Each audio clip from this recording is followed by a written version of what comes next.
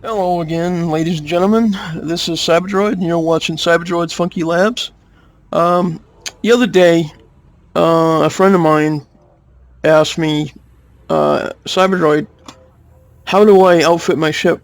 And he's new to the game, and he hasn't been playing for very long, and he just, he's like, how do I, where do I start? What philosophy do I use to outfit my ship? And, well, that's going to be the topic for today's video. And so first I'm going to go to the tool that I use to design my ships. This is Coriolis edcd.io website. And this is the website that I use to pick all the parts for my ship. Now, as you can see here, I am going to be outfitting an Eagle. And so basically, what I usually start with is this, the power plant. The power plant's going to run everything. It's going to give you all the power to run all your modules, and it's going to be the limiting factor for everything that you equip on your ship. So you're going to want to start with that. So obviously my choice of power plant is going to be the most powerful power plant that I can afford. And in this case I'm going to go with 2A, which is the best. And my next choice is going to be the frameshift drive. And the frameshift drive, the bigger it is, the better it is, the further you can jump. And you obviously want the highest jump range, so let's go with a 3A. And the next most important choice for me is the power distributor. And in this case, I'm going with the 2A. And then everything else, the next thing I want to fill out is the rest of my core internals, okay? So I'm obviously, in this case, I'm going to go with the 3A thrusters. I chose the 1D life support, and I'm going to explain why in a minute. And also 2D sensors, and I'll explain that. The next section we go into is the optional internal. Now, I went with a 3C bi-weave shield generator. It's not the best shields, but it has a higher regeneration rate. If I went with the regular shield generators, let's see, if I switch it to a 3A, let's watch what happens. You'll see that my power usage is over by 6.9%.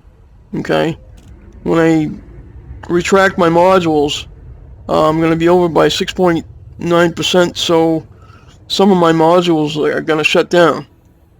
And you can obviously set priorities for power management, which is fine. You can do that.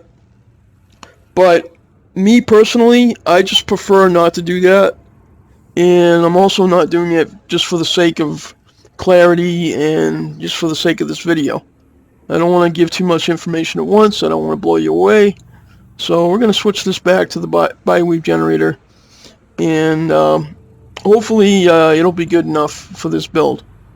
And then of course I have a 2E cargo rack, which is the biggest one I can fit in this slot. And then I have a 2D module reinforcement package. It's going to give us a little bit of protection for our modules, and also a hull reinforcement package, which gives us a little bit of protection for our hull. And finally, I have 1A fuel scoop. Fuel scoop is very important if you want to jump, across multiple systems. And being that this is an Eagle, it doesn't have a very high jump range to begin with. As you can see, when it's unladen, I have a jump range of 16.66 for a jump range. Now, moving on to the hard points. I chose to go with a gimbaled. You see that little sign means gimbaled. A gimbaled 1E beam laser. Okay, it does 7.7 damage per shot. It's DPS of 7.7, and it's just a really good weapon to use to take down the enemy shields. Now, once the shields have been taken down, I go with I switch to my multi-cannon, and this is going to take down the hull, and it's much quicker than the beam laser. And finally, for my utility mounts, and there's really nothing else I thought would be the most value for this slot. So I just put in a chaff launcher. It confuses enemy gimbaled guns, but it does nothing for fixed weapons. So this is basically my build. And one of the last things I want to show you on the screen is this button right here. Stations that sell this build. Okay? When you click that, it brings you to this. EDDB. Okay? This is Elite Dangerous Database. And it brings up this screen. And it automatically fills in all these blanks for you. Okay? Stations that sell this ship, which is the Eagle Mark II. And stations that sell these modules, and it lists all the modules that you've included in your build, which is very convenient. All you really need to do is fill out what system you're currently in right now. So I'm going to do that. I'm in the WISE 1506 plus 7027 system, and I don't really want planetary landing, so I'm going to put no, and I'll just click on Find Stations. And here we are. The closest stations that sells everything that is on our list is Kepler Gateway in Kruger 60. So now what I can do is I can go into my game, and I can go into the galaxy map. I can plot a course for Kruger 60. Okay. And I'm going to do that, and we'll drill down into the system map, and then we have the Kruger Gateway right here. So now I'm going to take off and fly to that station, and I'll be back when I arrive, and we'll put together our ship, and then once we're done with that, we will take it out and see how it goes. Alright, I'm launching.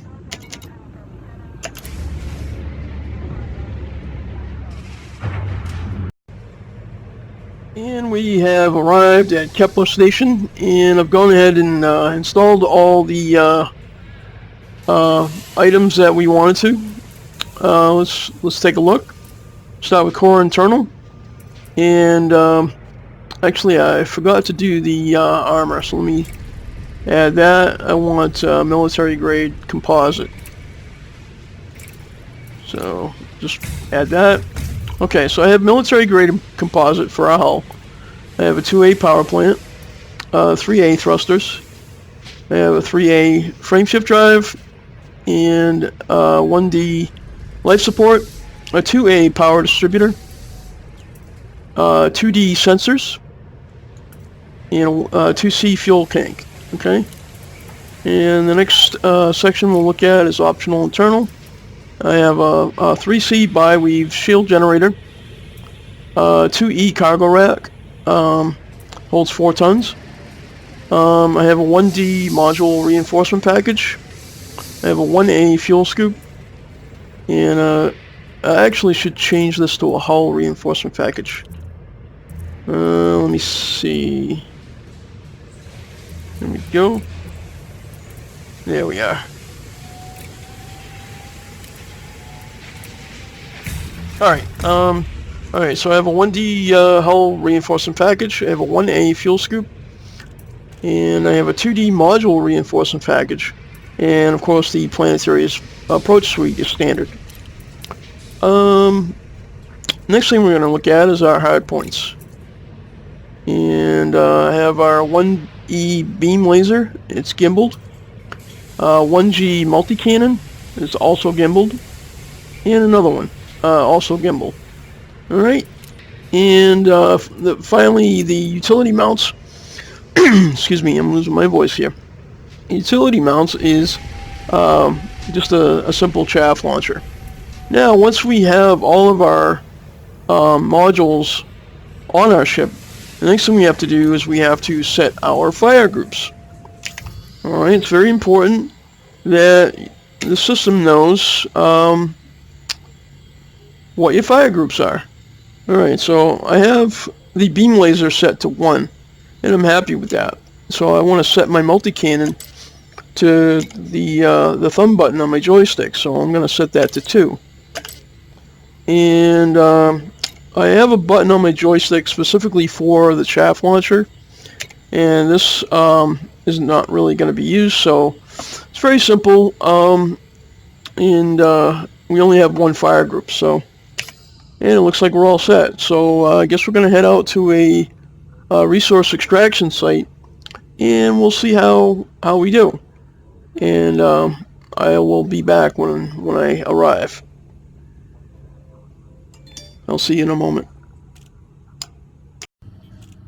Alright, so we have arrived at the resource extraction site, and we can see some targets on our radar.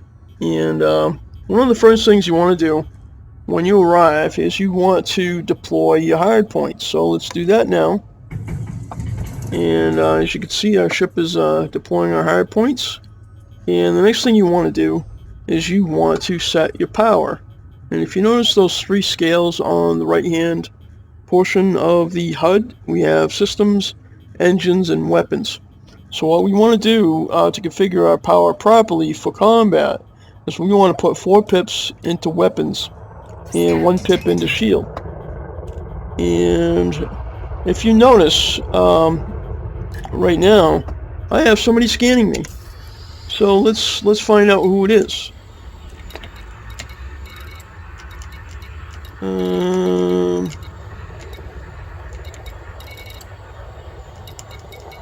Let's check this out.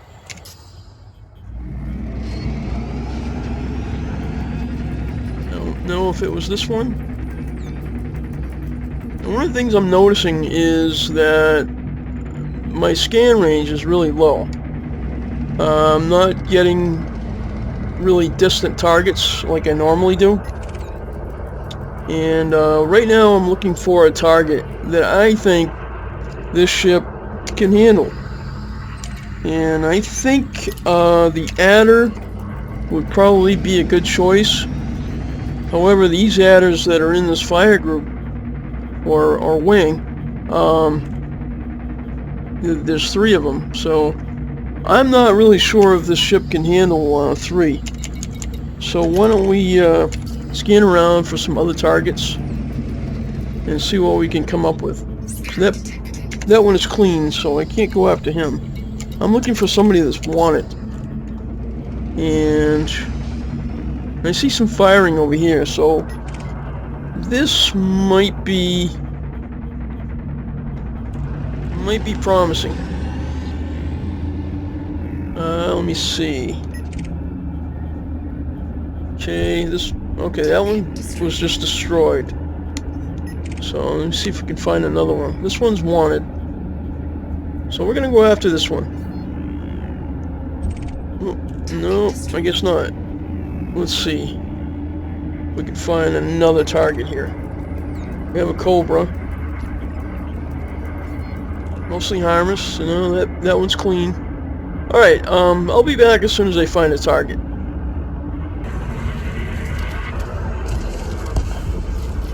Alright, we have a target that's wanted, and we're going to open fire. And hopefully we will have some success. So just let me get him in my sight. And there we go. We're going to open fire. And hopefully we don't die.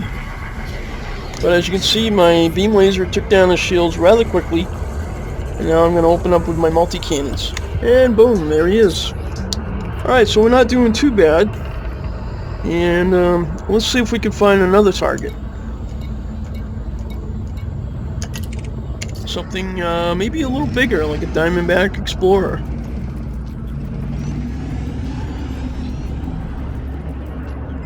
Alright, that one's clean. I assume this is in the same fire group. So we'll be back when we find another target.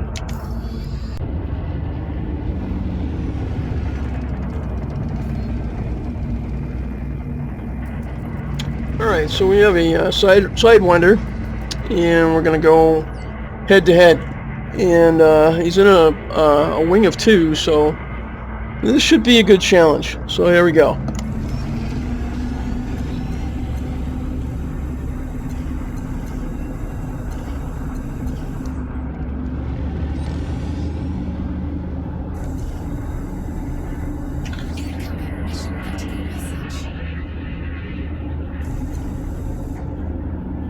Alright, he's taking off.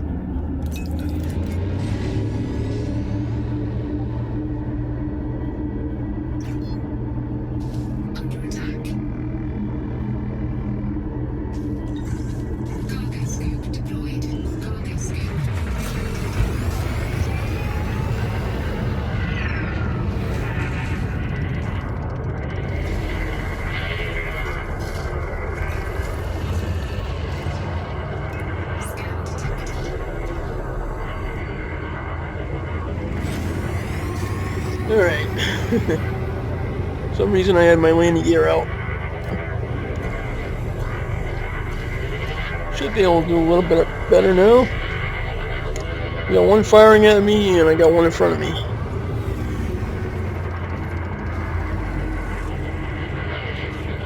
And hopefully we can get through the chaff and take out the shields.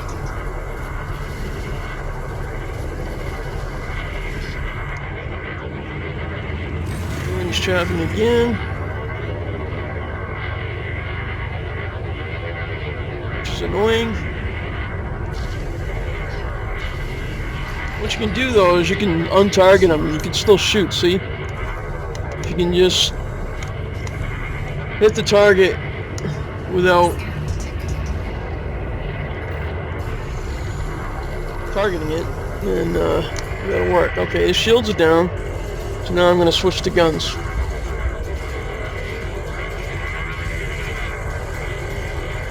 And that's doing a pretty good job of taking down his hull.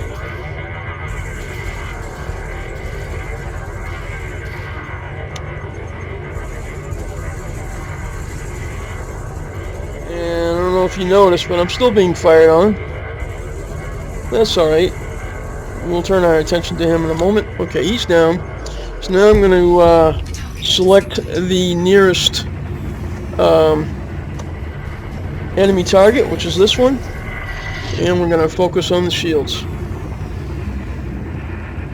And with the Eagle, it's so maneuverable, he probably won't get another chance to fire on us after this. So I'm taking the shields out, and now I'm switching to multi-cannons, and we're going to slow down a little bit so I don't fly past him.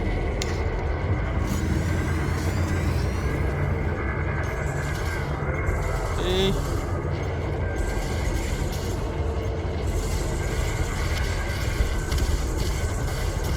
And that's it. Alright, so we've successfully demonstrated the capabilities of our Eagle. Now, it's not the best, but if you are a new player, this is a good option, and the build is quite viable. And if we look at the cost of this build, we can go down here and we can see that the total cost is 1,674,478 credits with an 83,000 credit insurance. So this is perfectly doable for someone who's just starting out. If you are unable to afford this this build, what you can do is you can earn some money by running data missions. This is also a good ship for running data missions as well. What I'm curious to see is how well this ship does once we do our engineering upgrades, and I will do that in a later video. But for now, this is Cyberdroid, and you're watching Cyberdroid's Funky Labs. I want to thank you for taking this ride with me, and I hope that this video is comprehensive, especially for the new player who's just starting out and needs to know how to outfit their ship. So I hope you liked it. Please leave some comments. I apologize for the audio. I don't have an expensive microphone. I am just using the headset microphone. And like I said, I just appreciate you watching. Please like, share, and subscribe. It really helps.